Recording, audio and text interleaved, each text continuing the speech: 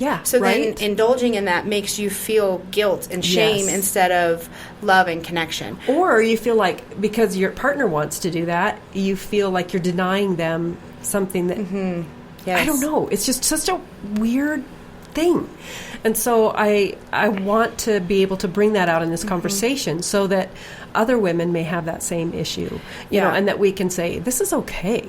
Not just okay, but you know, to this be is celebrated good. between the two people who are receiving this together. Yeah. And I think if you look at it that way, instead of like, you know, acts that are happening to you, it's something that's happening between you. Yes. Exactly. Right. You know? Oh, that's so good. Yeah. Well, and I think that in love and intimacy, our bodies are not our own.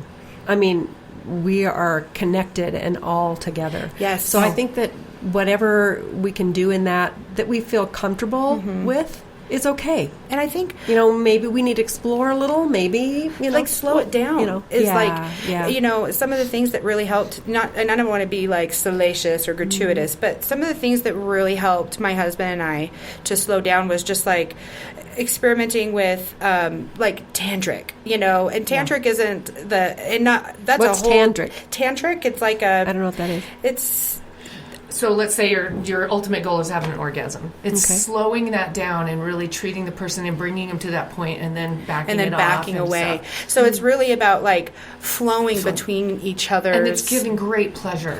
Yes. Between pleasure and energy. love and energy that's just passing between you, and you feel it. Like I felt like this was woo crazy stuff of when I first got married. I would have been like, yeah, I'm good. I'm fine. I'm okay with that. But as you mature and you realize, like, okay, you have the same sex for a few years, and you're like, okay, I could see how people could get bored with this. You know, tantric is not, and I don't practice tantric in the sense that I could teach a class or even take a class. I read a book. It was called Rabbi Shmuley Buteach. He is a sex and relationship therapist, and he's Jewish. He's a rabbi. I mean, that's in the title. And he had a book called Kosher Sutra.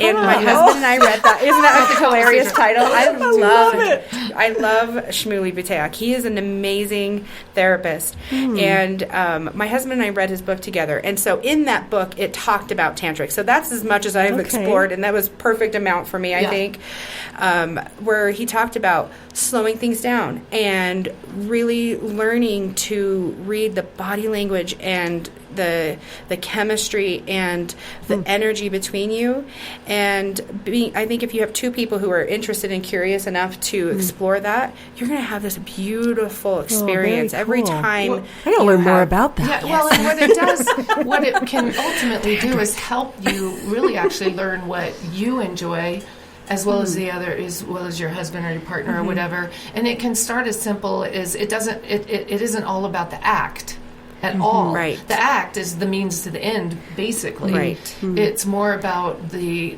giving of, it could start as simple as a bath, and then, you know, you're giving each other lotion, and then maybe it's just a simple touch, and then the way you kiss, and then maybe you move on to another body part, and then you back off, and then it's just this ebb and flow. It can last all day. It could last an hour.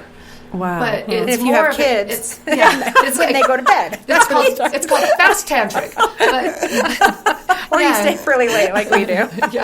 Our kids always had really early bedtimes. Oh my gosh. Like, I don't care if you go to sleep, but you're in bed by this time. Oh man, my kids probably have learned. But it really is more about exploring that it's taking just the carnal act of just sex, getting to the end, and prolonging it and making it an experience. And it really is about exploring, and you're going to learn things that you do or do not like. Very cool. So my husband just is walking in on this conversation. I'm sure he approves. That's okay. Yeah, it's the magic man. We're talking about sex, baby.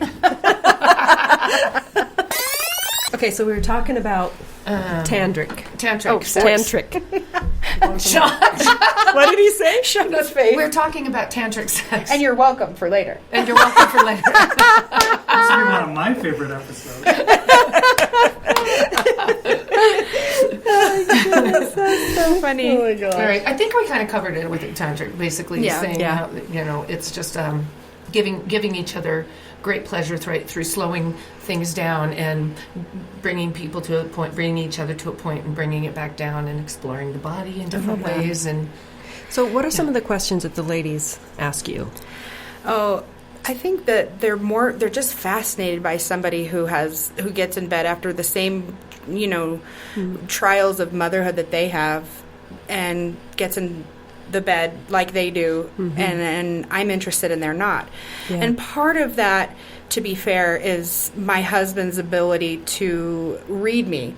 And I think that, I hope that men listen to this too, and for sure. And think to themselves, what could I be doing to better serve my wife, so that when she lays down at night, she goes, I think I do have the energy to devote to a proper love-making session between a loving husband and wife. I think you have to teach them, just as we need to learn from them. They need to teach us, right?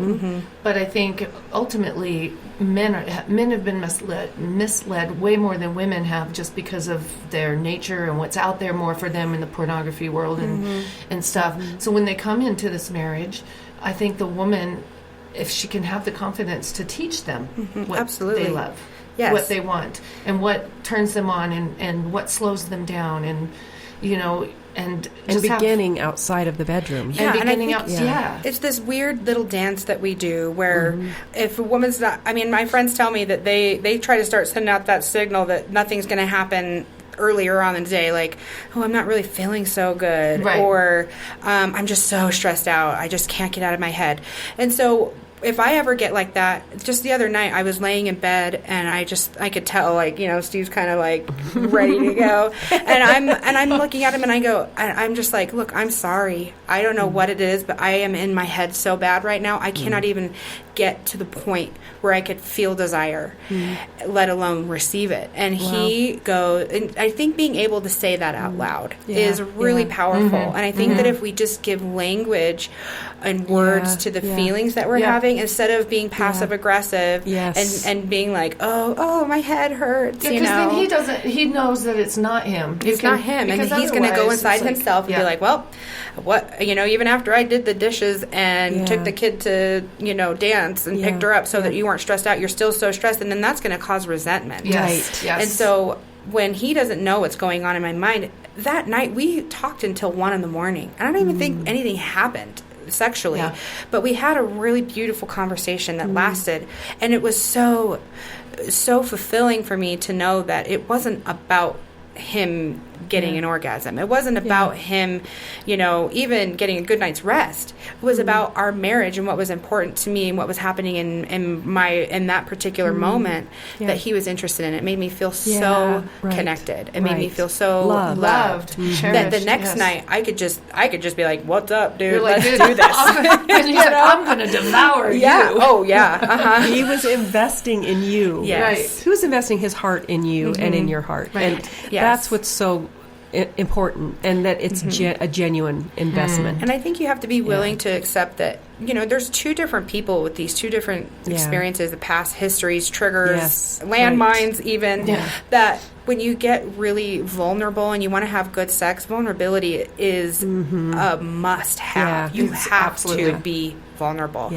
And in doing that, you have to be emotionally available to say, this, like, especially the man has to go, look, this might not happen tonight, but what's up? And if his end goal is to get some, that's a totally different conversation than having his wife feel like she's safe enough to be able to offer what she can to him. And you both have to be okay with, this might not end in a sexual encounter right now, but it will end in it will end in intimacy at the end of the day. Right. At the end of the next day, which is investing in your relationship. Orgasm bank. If you invest, if you're investing in the intimacy part. He was rubbing my feet the other night. I said, "You're just putting money in the bank." I love it. Yes. To me, that is like, Well, I think it brings us back around to, you have to invest in that time. And for some of us women, that it is maybe listening to podcasts, reading books, going to your husband. Hopefully you have a spouse, you've picked a mate that is open to getting help if they're hung up on something as well. Right.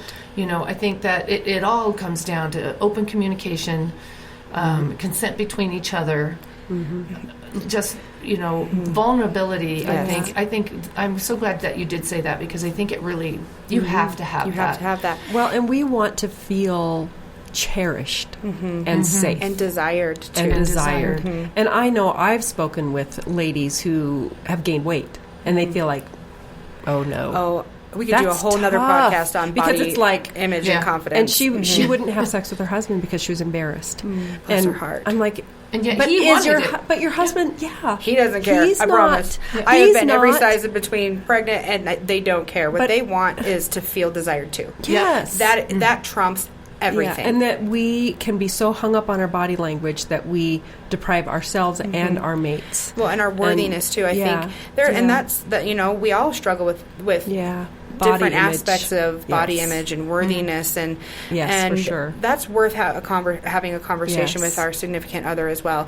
And I was going to say too that this is really important: is if there are issues in the marriage that are too big to tackle on your own, get help. Yes. Like reach out. Yeah. There's a fantastic book called "Hold Me Tight" by Sue Johnson, and she does emotionally focused therapy for couples, and her research is incredible, and her techniques for bringing out vulnerability between two people who are just accidentally and sometimes purposefully stepping on each other's childhood wounds or triggers or landmines, like I mentioned before, that it teaches you how to navigate through that. And so if you can't afford a therapist, if you're in a position where there's just too much going on, or you can't convince your spouse to go to therapy, that's a really, really good resource. And there's lots of good resources out there for couples, because every couple has their moments where it's hard and you feel like it's too big for you to deal with just the two of you.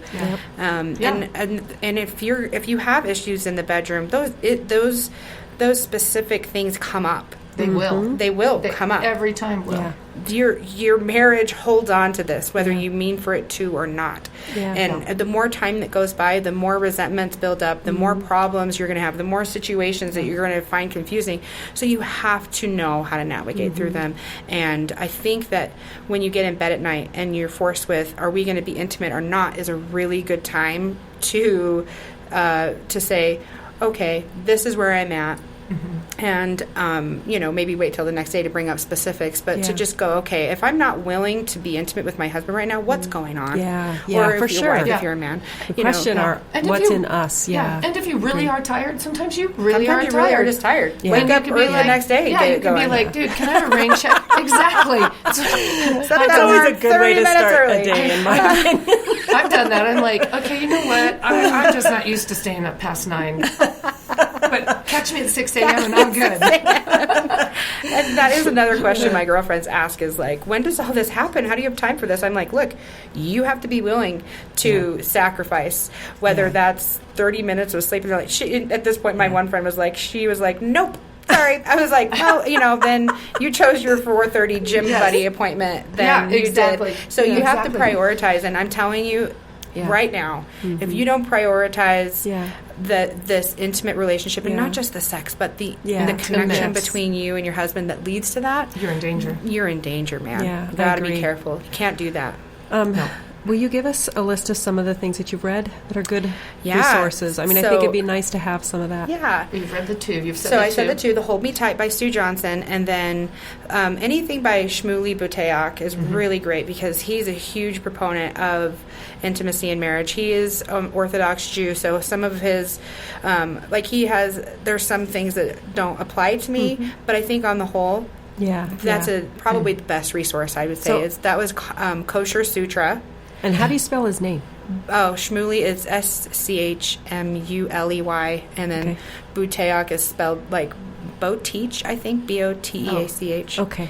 And Good, since it's a different name. Yeah, and you if gotta know. search it. Yeah. Uh-huh. Okay. And then She comes first. Yes, Yeah. Okay. She comes first. Do you know who that was? I think his first name is Eric, but you'll Yeah. know it when you see it. It's got a picture of fruit on the front. Is it Very subtle. COME or?